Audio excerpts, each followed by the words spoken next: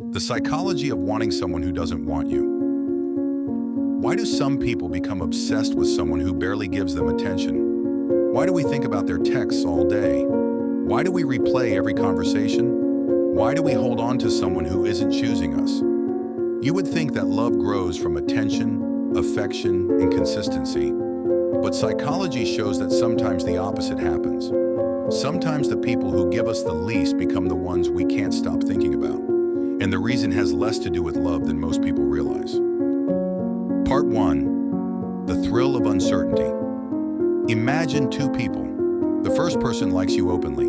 They reply consistently. They make their intentions clear. The second person is unpredictable. Some days they seem interested. Other days they disappear. Which person do you think occupies more space in your mind? For many people, it's the second one. Why?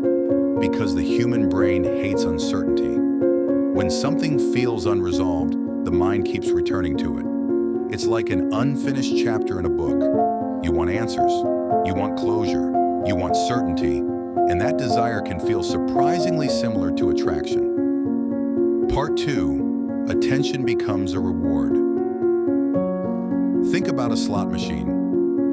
You don't know when you'll win, but that unpredictability keeps people pulling the lever. Relationships can work the same way. When someone gives attention inconsistently, every text, compliment, or moment of affection feels more valuable.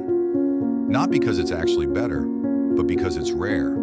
Your brain starts treating their attention like a reward, and rewards that arrive unpredictably can become extremely powerful. Soon you're not chasing the person, you're chasing the feeling they occasionally give you. Part 3. The need for validation. Sometimes what hurts isn't losing the person, it's losing what they represent.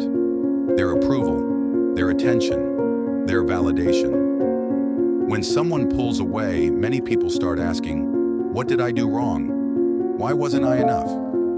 How can I make them choose me? The focus shifts away from the relationship itself. It becomes a mission to prove your worth. And that's where things become dangerous. Because love should never be a test you have to pass.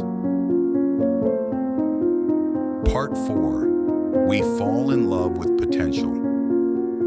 One of the biggest traps in relationships is confusing potential with reality. You don't fall in love with who they are. You fall in love with who they could become. You imagine future conversations, future memories, future happiness. You build a version of them inside your mind. And sometimes that version feels more real than the actual person. The problem is that relationships happen in reality, not imagination, not potential, not possibilities, reality. Part 5. Why letting go feels so hard. Letting go isn't difficult because you're weak. It's difficult because you're grieving, not only the person, but the future you imagine with them. The plans, the hopes, the possibility. When a relationship ends or never begins, you lose more than a person. You lose a story, and stories are hard to abandon, especially when you wanted a happy ending. Part 6. What healthy love actually feels like. Many people think love should feel intense, unpredictable, overwhelming, but healthy love often feels different. It feels safe, consistent, stable, not because there's no excitement, but because there's no confusion. You don't have to wonder where you stand. You don't have to earn basic respect. You don't have to chase someone who wants to be caught. Real love isn't a puzzle. It isn't a game, and it isn't something that leaves you questioning your worth.